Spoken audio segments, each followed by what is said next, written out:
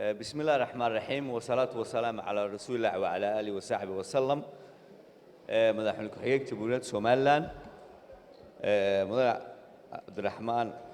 عبد الله إسماعيل سيلعي وزير كوزارة دينتي أوقافته وزير كوزارة قويسكي أريما بولشدة قدوميها كوميشن كمامول وناقة قدوميها أوركا نو دكتور أدنى آذن قدوميها أوركا بشعس حبناها كوميشن مرتي شرف تكلا سفير هذا شوقة لما أنا واحد الله هاي السلام عليكم صحافة السلام عليكم ورحمة الله وبركاته.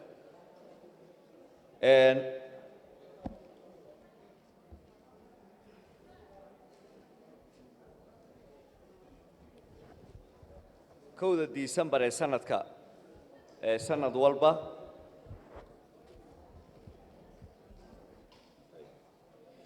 كود ديسمبر سنة والبا ومالين لو أستي حسكا HIV/AIDS كي عالمك سيدو بلابمي نوحوي يكون سجال بقولي سيدي تنكي وشيدة مركز لقي هي مالين تنقارك سيدا قارك الله حسيو وحكلي أي تاي isku baraarujin cudurkan marka caalamiga noqday iyo in la isku booriyo xakamayntiisa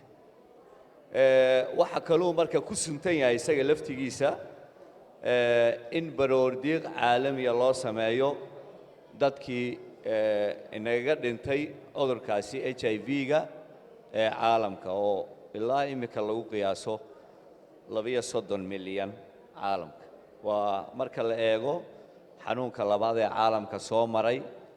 ilaa imika dadka u badan ay u geeriyoodaan marka laga reebo kii ugu horeeyay caalamka haddaba komishanka qaranka ee xakamaynta AIDS-ka isagoo ah hay'adda qaranka u qaabilsan xakamayntiisa una xil saaran xakamaynta xanuunkan iyadoo kaashanaysa hay'adaha qaranka ee kala duwan iyadoo kaashanaysa hay'adaha kale madaxa bannaan leh iyadoo kaashanaysa caalamiga ah iyo kuwa gudahaba waxa aan sanadkan marka ku xuseynaa inaanu dadaal dheeriya u galno la dagaalanka cudurkan ama xanuunkan HIV-ya iyo dareen wadaag walaaltinimo oo aanu la wadaagayno bulshadayada ama muwaadiniinta reer Somaliland ee la nool HIV-ga isla markaana waxaanu dareensannahay inaanu dareen u kala gudbino walaalaha la nool xanuunka iyo kuwa ka fayowba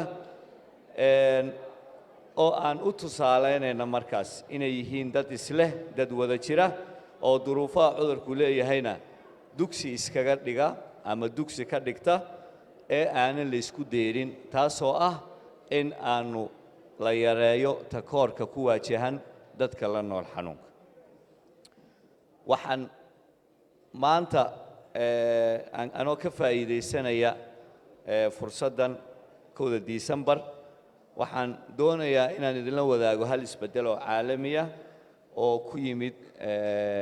HIV/AIDS-ka sida ay xaqiijiyeen marka cilmi baadhisyada adduunka iyo hay'adda ugu sarreysa ee Mareykanka ee u qaabilsan ka hortagga CDC taasi oo dhigaysa in qofka la nool HIV-ga joogto u qaata dawadiisa isla markaana xaddiga fayraska ee ku jira jidhkiisu uu noqdo 0 ama undetectable ama aan la dareemin oo marka testka laga qaado oo 0 soo baxo uuna HIV-ga ugu gudbin karin si galmaa yacni tani waxay kordhisay ama ay dheeraysay ama ay yaraysay horta lambar konta koorkii lagu hayay qofka oo loo haystay markii hore qofka xanuunku ku dhaco inuu khalaas yahay lambar 2 waxay kordhisay noloshii qofka daawada markaad qaato inaad noolaan karto sida gabadhii hadda ka dhawaajisay 16 sano qolo ka badan way jirtaa dhowr iyo 20 sano la nool caalamkana qofkii ugu weynaa ee aan la kulmo waxa uu ahaa qof la nool 50 sano iyo ka badan isaguna wuxuu jiray da'diisu waxaan ku qiyaasay dhowr iyo 65 marka waad garan kartaa dawadaas qiimaha ay leedahay talabaad in ay sahasho inaan guurkii tafiir yari dhicin oo ay labada qof ee xanuunka la noqon isguursan karto ayna dhali karaan ubad markaa ka sahlan waa haddii la ogaado inay HIV leeyihiin oo isbaadhaan waa lambar laba haddii mar kasta ay ku dadaalaan qaadashada dawada in yar waxaan idinla wadaagayaa baaritaankii muhiimadda aan riwaayadda haddaad arkayseen ay lahaydna waxay ahayd laba muhiimadood lambar kow inay xoojiso dhiiri geliso halkudhigga sanadkan oo ah isku duubni iyo mas-uuliyad wadaag taasoo sheegaysa inaan takoorka la yareeyo takoorkaa la yareynayana waxaa in badan keenaysa qofkii oo baqasho badan isbaadhitaan aanan samayn sanadkan 2020ka isbaadhitaankiisu aad buu yaraa dadka isbaadhay waxaa lagu qiyaasay 2400 oo qof waxaa laga helay 119 oo u dhiganta 5%. marka haddaan daatadii dib idinla xasuusiyo waxaad moodaa 2019kii ilaa 2020kii isbaadhitaanku inuu aad u yaraa hase ahaatee beersanka laga helaya ay 5% ahayd marka qiyaas ahaana dalkeenna waxaa lagu qiyaasaa ilaa 5500 qof inay la nool yihiin ilaa imika inta dawada qaadatana waa 30%. that means 70% weli isma oga baaritaanka yar darteedna ma soo bixi doonaan waxaan ku dhiirigelin soo baxaan caalamku targetka uu lahaa 2020ka aakhirkiisu waxay ahayd in 30 milyan la gaarsiiyo dadka dawada qaata caalamka imika sidaan ka warqabno 38 milyan buu marayaa inta la nool waxa la rabay 30 milyan la gaarsiiyo dadka dawada qaata laakiin targetkaas hoos buu yar dhacay 26 milyan ayaa imika dawada qaata halka waxaad ka garan kartaa dad badan oo la nool oo dawada diiday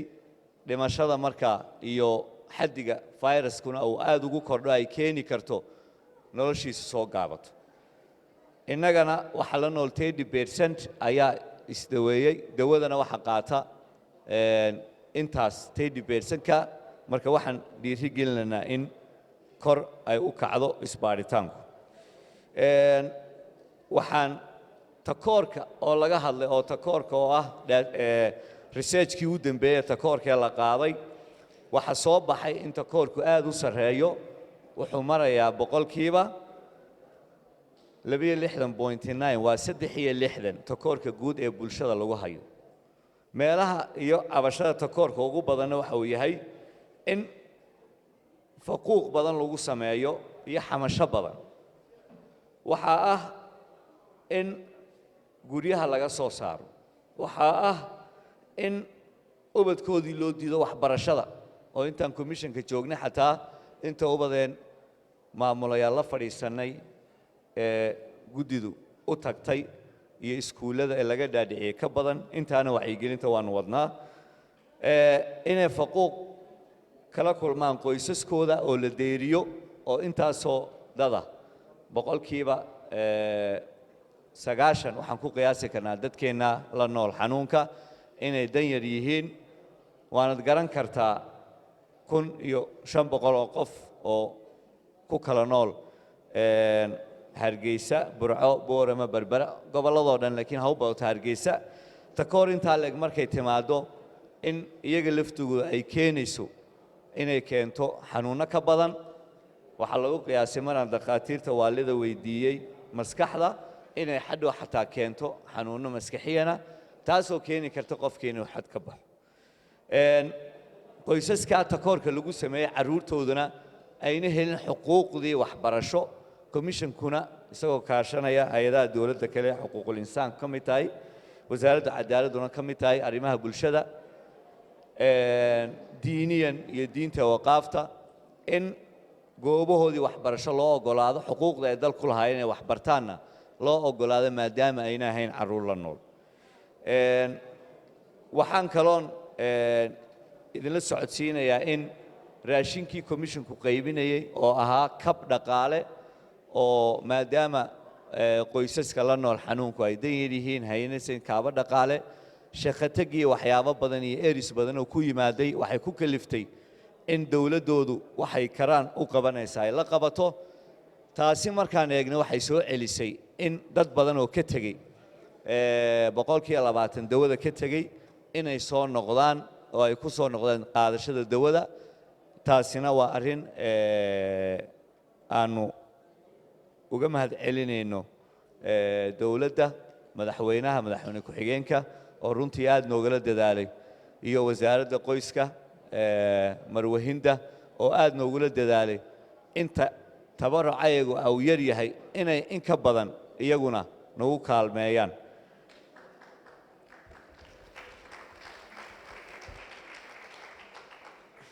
COVID-19 baa sanadkan dhacay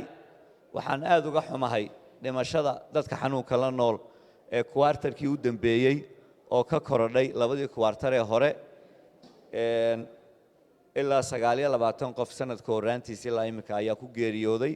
waxaan ilaah uga baryanaa iyaguna inuu naxariis janno ka waraabiyo maadaama uuna iyagu aynu isku keenin